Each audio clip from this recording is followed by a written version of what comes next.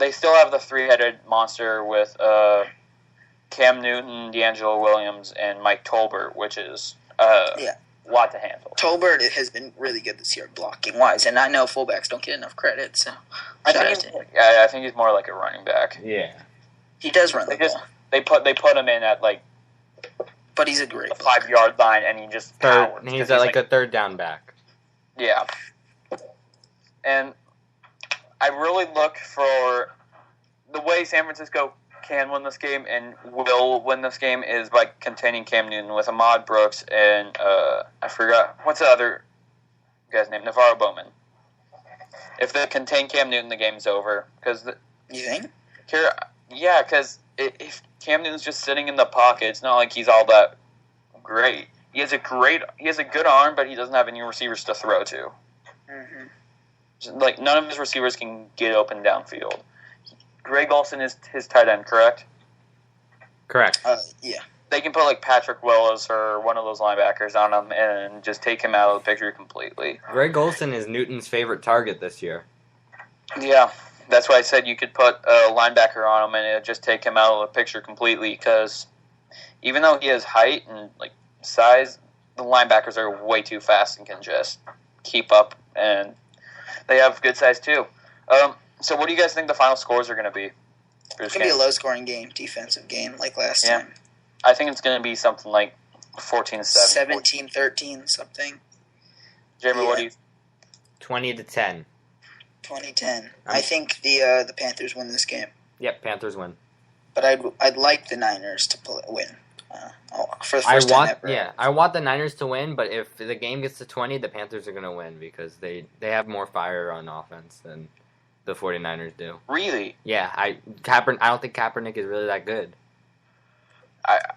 If you can contain Kaepernick, I mean, I know that Crabtree is back, but if you can contain him and make Kaepernick, I know it sounds weird, but make Kaepernick run the ball. Because every time this year where he's had more rushing yards than passing yards, he's lost. Well, the thing I want you to think about is that the Panthers don't have any sort of secondary. They have a very crappy secondary, and Colin Kaepernick could just pick them apart. Maybe. But the problem is like defending that front seven because that's a scary front seven. Luke Kuechly, John Beeson. No, John Beeson's on the Giants. What am I thinking? Greg Hardy, Charles Johnson. That's a really tough front seven. All three of those players I just mentioned are all defensive player of the year candidates. Right. And then, Earl Thomas is also in there. And so, you want to guys move on to the next game, the late game? Last game of the weekend. San Diego at Denver, which is a very, very intriguing matchup. San Diego's Cinderella story is going to win the Super Bowl this year. Did you read that article? No, but I'm just saying that. I'm just saying Peyton Manning, Demaryius Thomas, Eric Decker, if Wes Welker plays, and Julius Thomas. It's too much. It's too much. I don't know if Manti Te'o and his girlfriend can stop this team. As much as I want the Chargers to win, because I'm not a fan of the Broncos at all. The Broncos are going to win. Yeah. I know San Diego beat Denver. When they played earlier in the season, a game that Denver really wanted to win, San Diego won, and it was a Thursday game. No one really cares about those games. The Broncos did. Yeah, the higher the record, the better, because then they could have secured that number one seed. I mean, they cared, but they were beaten. Like they lost, and 2010. San Diego proved that they could beat the better teams in the AFC. And Phillip Rivers is a good QB. He's had a great season. They have a very intriguing offense. They have a fantastic running game with Ryan Matthews and Danny Woodhead. But it's just their defense is too spotty. It doesn't show up enough. Because the Broncos don't have Von Miller for the rest of the postseason. Yeah. So that really opens up the running game quite a bit because you can just run it right at that backup linebacker now. Yeah, I really like the Chargers' offense, but I don't like their defense. Even though they had a lot of turnovers last week on Andy Dalton. but Well, Andy Dalton's Tony Romo, but a ginger. you're right. But So, at least okay. Dalton gets into the playoffs. So that's our postseason analysis. Do you guys want to move on to the NFL draft for 2014? Well, hold on. it's gonna be I wanna good. I wanna talk about the moves the Dolphins made over the last week or so.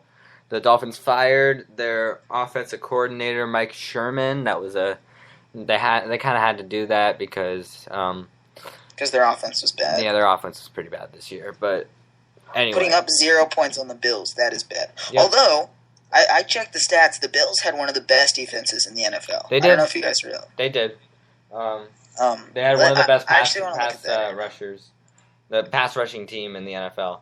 But Yeah. anyway, so that's not the Kiko thing I wanted. Alonso could be That's, rookie. that's not the thing I wanted to talk about that much. I wanted to talk about Jeff Ireland, quote, parting ways, quote, with the Miami Dolphins. Parting ways. Yeah, so let's take a look back at the draft picks that Jeff Ireland has made in his tenure. 2008, Jake Long, gone. Second round, Philip Merling, gone. Third round, Chad Henne, gone. Fourth round, Kendall Langford, gone. 2009, Vontae Davis, gone. Oh, this is the one I love the most. Pat White, gone. Who's Pat White? Is he a punter? He was a quarterback. What? Pat White? He got knocked out against the Steelers, and he decided he wanted to go play baseball. And then Sean Who's Pat Smith White? is gone. He plays baseball. Mm-hmm. Next one, 2010, Jared Odrick, still here. That was a really good pick by the Dolphins. Ko Omisi, still here, but he's very John Jerry. Oh, let me tell you about John Jerry. He's just a big piece of meat on the offensive line that stands there and does nothing. 2011, Mike Pouncey, highest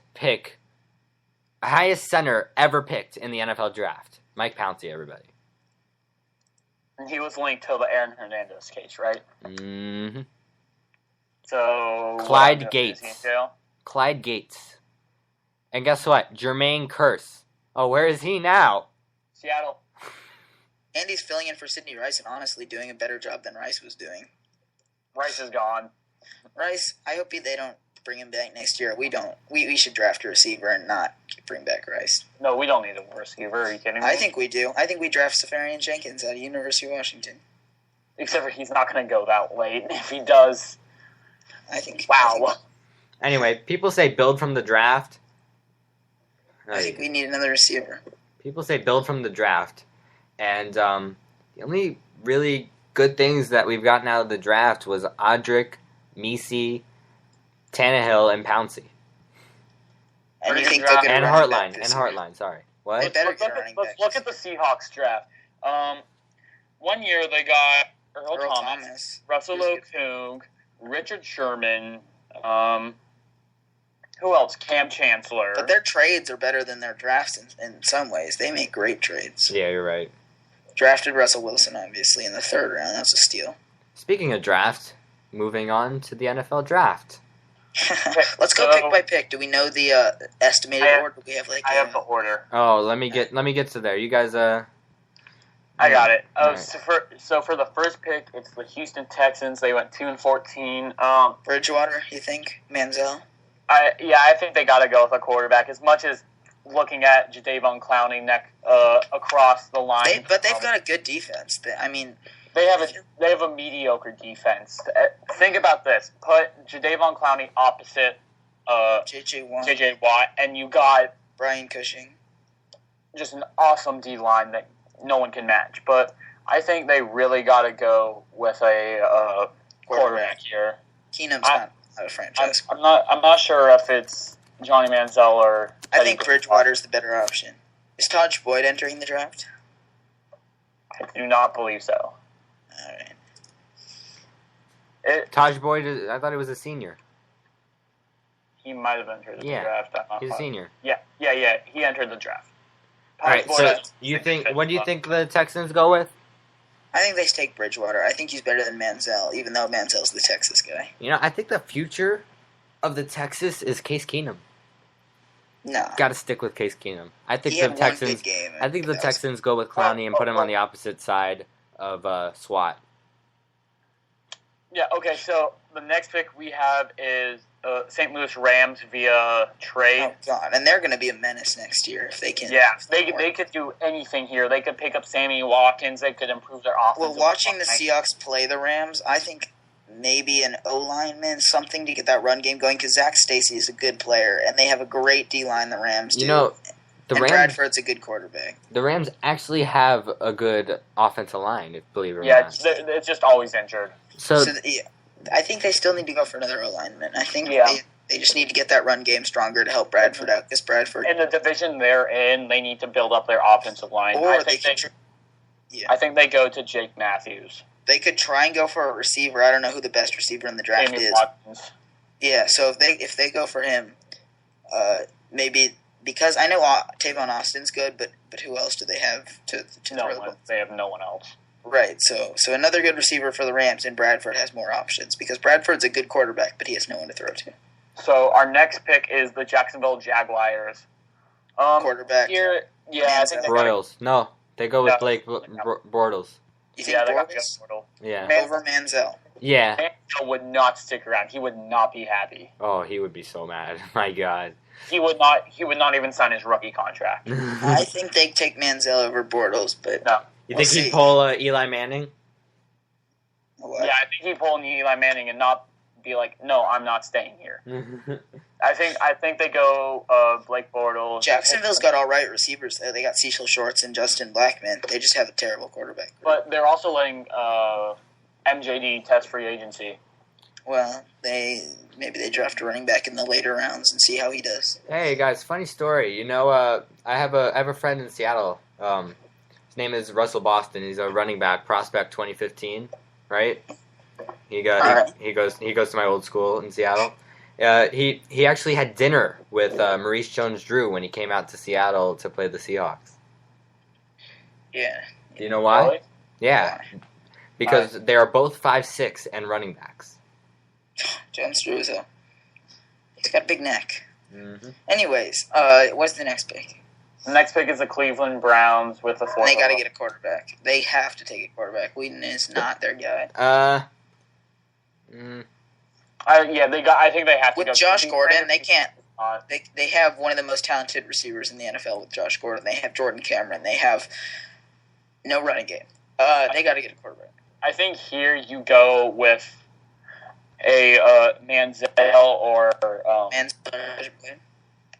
who is the I better don't option? think I don't think John Manziel yet, because I feel like for these lower teams Manziel would just leave.